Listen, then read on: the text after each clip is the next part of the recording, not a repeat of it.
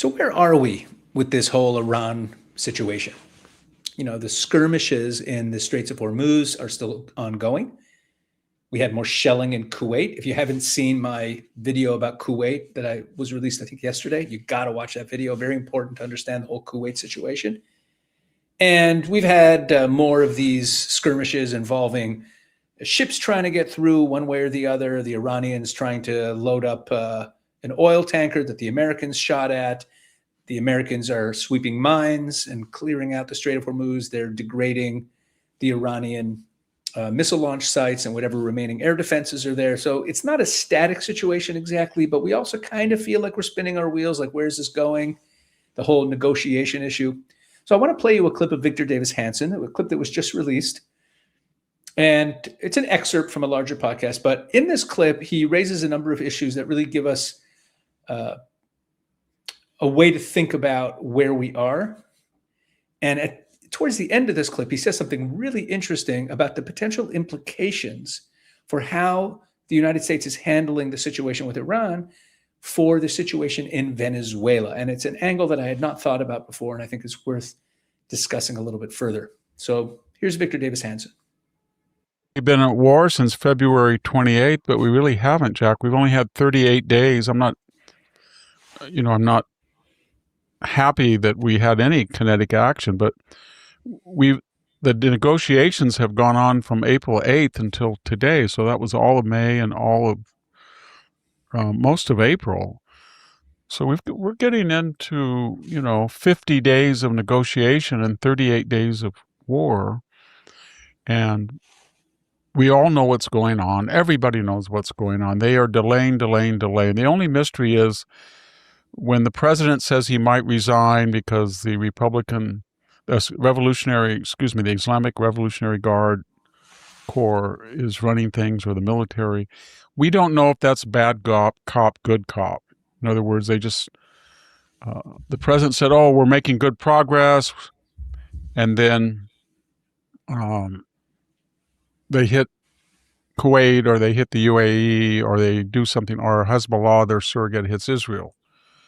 And then I'm very uncomfortable, as our listeners are, of Pakistan, an Islamic radical country that shielded and hid bin Laden. Remember, we had to go kill bin Laden on their soil. They knew exactly where he was.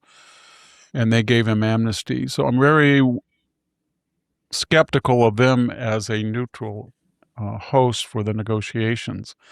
So what am I getting at? Just quit beating around the bush, Victor, and just get to it. They cannot be trusted. They have no history of honesty or fair dealing.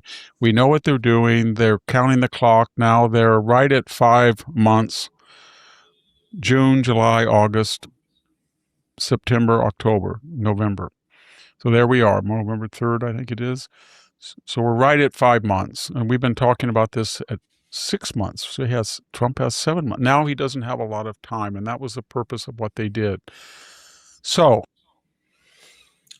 all right, let's talk about this. So he raises some interesting points here. First of all, that point about the possibility that Pezeshkian threatening to resign is like good cop, bad cop. I thought this was a really interesting idea because there is this perception among many people in the media in the West that there's all these different factions that aren't on the same page in Iran, that there's the more moderates and there's the more radicals. And we forget that they're all 12 are Shiites. They're all part of this murderous regime.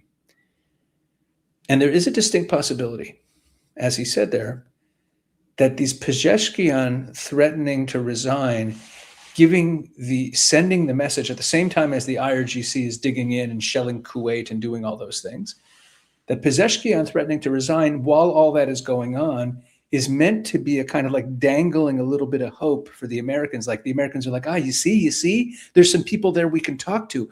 The Venezuela possibility where we can, find some people that we can work with and near the top of the regime is still it's still a real possibility. It might be designed to dangle that in front of the Americans. And while we're talking about dangling things in front of the Americans that help Iran buy for time, I was really struck the other day by this headline. Check this out. It really Like, here.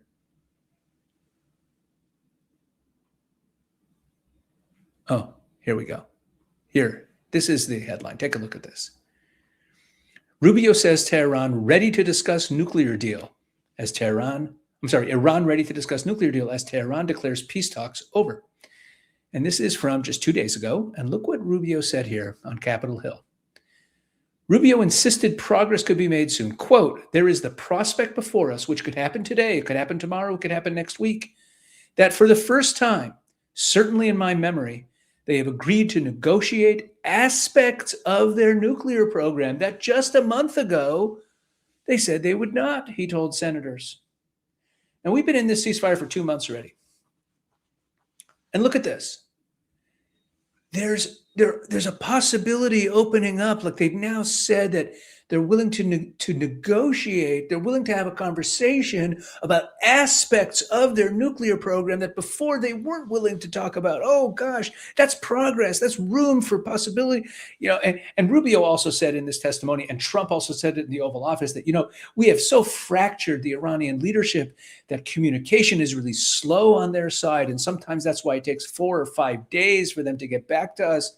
What, they're using carrier pigeons, they're using bicycle couriers to send messages. It's ridiculous. I mean, they fly to Pakistan and to Qatar at a moment's notice for diplomacy. They can talk to each other.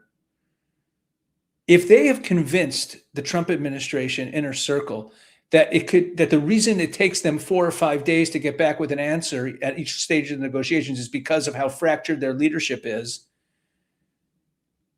And now here, look what they're doing. Trump was talking about earlier in the war. Remember, Trump was talking about unconditional surrender. And I want all of my demands met. And we're going to make them capitulate and bring them to their knees. And now we're at a point where like, oh, look, they might be willing to negotiate some part of their nuclear program. Yay, progress. And like a good Westerner, that's a good thing. That means that now the negotiations can move forward. And all it really does is buy them more time. That is the name of the game. And you know what? The Iranians know it. Here's Iranian state media a few days ago. And look what they say down at the bottom. This is about like where we are right now. There's no agreement. The initiative lies with Iran. There's a lot of trash talking. But they say something very smart towards the end here. Where is it? Here.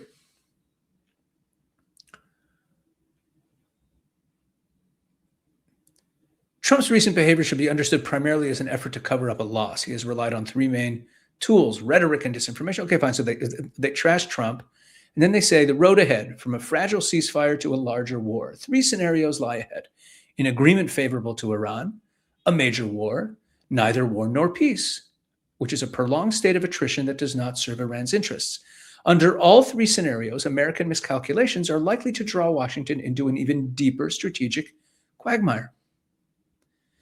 Iran currently occupies a position of strength. Any agreement is viewed not as a peace strategy, but as a tactical instrument for gaining time and resources. Gaining time and resources.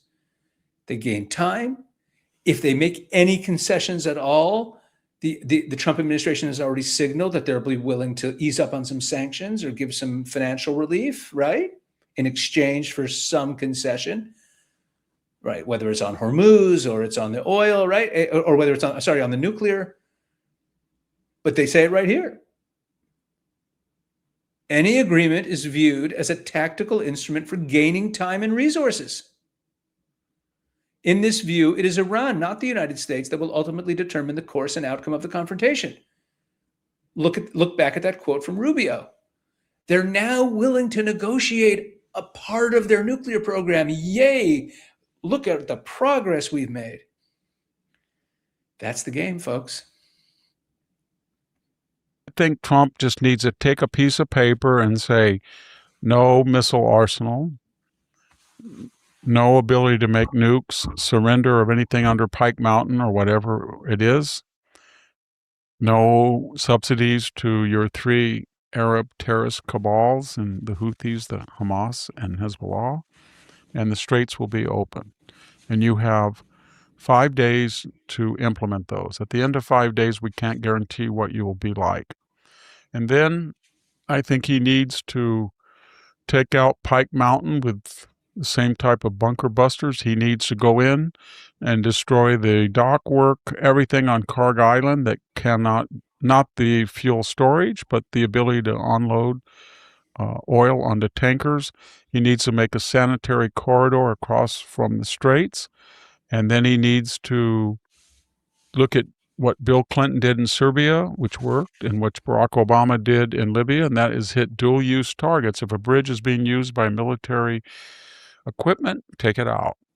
If there's a highway that goes up to Pike, take it out. And then we'll see what, and then the aim would be, and let the Israelis go after the command and control and just say to them, we're not going to negotiate with you. We're going to continue this until either one of two things happens. We're convinced you have no military capabilities, strategic or conventional, and that'll probably take about a week or 10 days.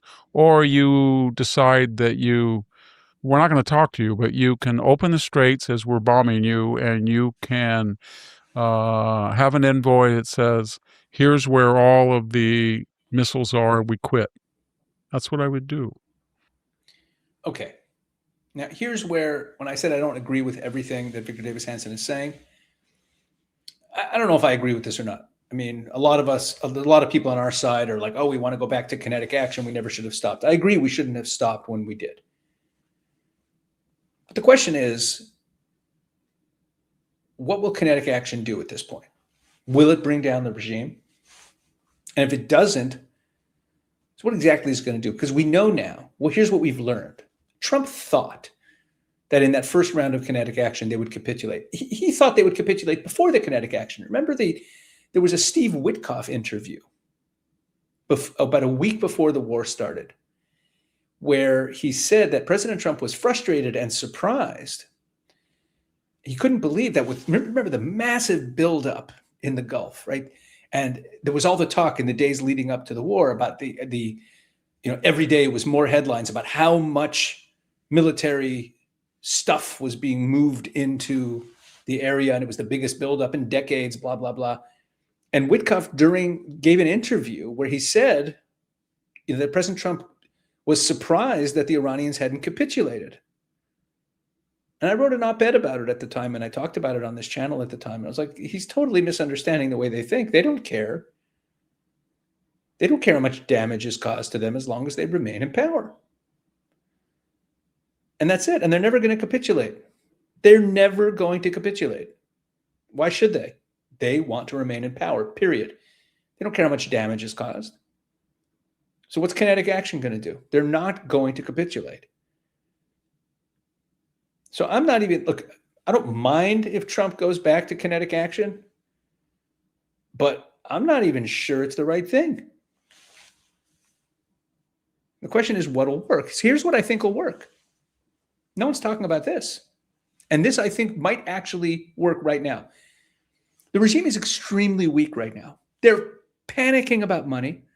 They can't pay the IRGC guys and the besieged guys, which is a big issue, and that matters to what I'm about to suggest. They're looking to buy time. They're looking to reconstitute themselves, to rebuild. But they're kind of in a state of panic. Here's what I think the Americans should do. Right now, in the middle of all of this, with all of this tense stuff going on, Strait of Hormuz, all this. Remember all the way back at the beginning when Trump said to the Iranian people that the time will come when the call will come for them to take the streets? Here's what they should do. Have a few choppers, helicopters, hovering over Tehran. And you also we have the ability to carry out drone strikes, satellite imagery. Give protection from the air to the Iranian people.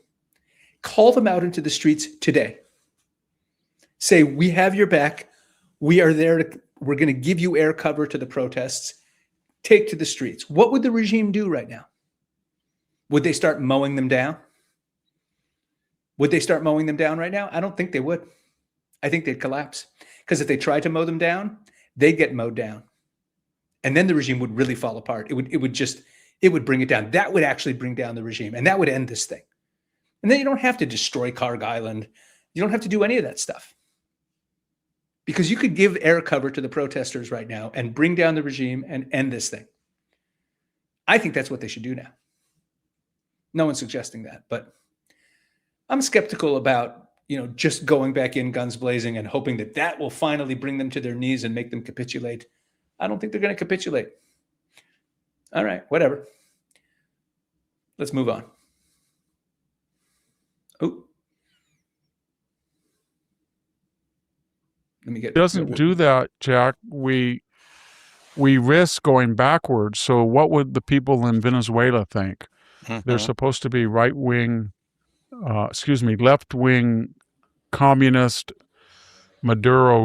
Maduristas, and if they think that we show weakness, then maybe they're going to say, well, they're not. They can't stop us either, and Cuba and China and everybody. So it's not a domino theory, but he's got to protect our sense of deterrence, and they have defined survival as victory. The regime has, and the left is. I've never seen this in the Vietnam War. They were on the side of the Vietnamese, Right. but they weren't. I don't know how to put it. They weren't actively. They were more quiet about it. There was an element. The anti-war movement was about no more war. There were people like Jane Fonda that went over there, but that wasn't the majority of and the Democratic Party was there was a peace party, the McGovernites and Eugene McCarthy, but they weren't pro-Viet Cong. These people are pro-Iranian. They want them to win. The Democratic Or they're Party. anti-American. Yes, they're anti-American. Americans They want and- the enemy to win. That's clear. Yeah. I think maybe that is. I do think One of there's the a mo- growing backlash. All right, we'll get to the backlash in a moment. I want to talk about what he said about Venezuela and Cuba. I thought it was a very interesting idea. Here's what he's suggesting. He's suggesting that if the Americans don't show that they mean business with the Iranians right now, if they don't have the follow through to actually bend this regime to their will, that the thugs who America is working with in Venezuela will dig in. Now, what does that mean? Aren't they being controlled by America right now? Yes, sort of. You see, they're not supposed to remain in power. The people who are running Venezuela right now with the Americans, Delcy Rodriguez and the others, are the mobsters, the criminals, the thugs who were the Maduro regime. And what's supposed to happen now is that at some point, as Venezuela is stabilized, there's supposed to be free and fair elections. And there's supposed to be like new government institutions that are put together to ensure a different type of society. And what happens if those people just say, no, we're not going anywhere? We're not going anywhere. What if they refuse to honor it? What if they arrest the opposition members if they come back into the country, who are still living in exile since they fled after they won the election last time and Maduro invalidated the results and started hunting them? Is Trump going to intervene again? Is he going to force them out? And the Cuba situation is even more interesting because nothing's happened there yet, and there's all this trash talking going on. And they're looking at the Iran situation saying, is Trump going to finish the job? Look what's happening in Venezuela. Let me show this to you. Some headlines from just the last, no one's paying attention to Venezuela, so no one has noticed these headlines, but this is happening right now. Check this out. Protesters in Venezuela demand higher wages and presidential elections. You know when this is from? Yesterday. Was this in your news feed? It wasn't in mine. I saw it, but didn't come to me organically. June 3rd, public sector workers, students, and relatives of political prisoners marched toward the U.S. Embassy to demand higher wages, decent working conditions, the release of political prisoners. The political prisoners haven't been released, guys. The political prisoners from the Maduro regime are still in prison. You know why? Because the same criminals are still running the regime. People have this perception that the Americans are now in charge and now it's becoming more free. Yeah, a little bit. The political prisoners are still in prison. The exiled opposition leaders are still in exile. And they called for presidential elections in Caracas, Venezuela on June 3rd, 2026. Look at that. And Rubio, this is also from his congressional testimony. Rubio claims three-phase plan for Venezuela must precede free elections. Okay, what's the three-phase plan? U.S. Secretary of State Marco Rubio told a House committee on Wednesday that's yesterday, that Venezuela must undergo a rigorous three-phase transition: stabilization, recovery, and elections. The Venezuela that everyone wants for the future is not possible without free and fair elections, said Rubio, though he cautioned that a date certain for a vote cannot be announced until foundational conditions are met. He emphasized that the recovery phase requires the establishment of an independent press, the organization of political parties, and the creation of a new electoral commission. Rubio asked for patience on the timeline, noting that 5 months is a long time for a nation to recover from trauma. He argued that setting an election date would be insufficient without necessary democratic infrastructure in place. Okay, so hello, guess what? I'm going to state the obvious. For the people who are in power there, who the Americans are working with, their partners, they have every incentive to slow walk these other two phases of stabilization and recovery for them to last as long as possible, years perhaps. They have every incentive to slow walk those processes, because when those processes are over, they're done for. They're not going to win an election. They know that. So there isn't an interesting analogy to the Iran situation. It's a very interesting analogy. And then at the end there, you saw Victor Davis Hanson started talking about the left in America and how they've become kind of pro-Iranian, which is, beyond the usual being anti-war. And that's true. It's not just the left. There's also elements on the right who've been cozying up to Muslims and saying lovely things about Islam. You see that from Candace and Tucker and some of the others there, meaning they've turned their isolationist tendencies, which I guess isolationism is a legitimate stance on foreign policy. I don't agree with it, but it's legitimate. But they've gone so far down that rabbit hole that they're actually like rooting for America's enemies, and that is an unusual thing. It's disturbing, but I don't want to get into that topic too much in this video. Anyway, this is what I wanted to share with you. I thought there were some interesting insights here, and the implications for Venezuela. That parallel is very interesting, and for Cuba, really, really worth thinking about. All right, folks, that's it for this one. Please drop a comment. Let me know what you think. And I really appreciate all the comments. I've been reading as many of them as I can. I really appreciate all of you. Thank you so much. I think we're doing something important here. And I see from the comments that a lot of you do find this explanation, these updates, this big picture analysis that I'm doing to be of value.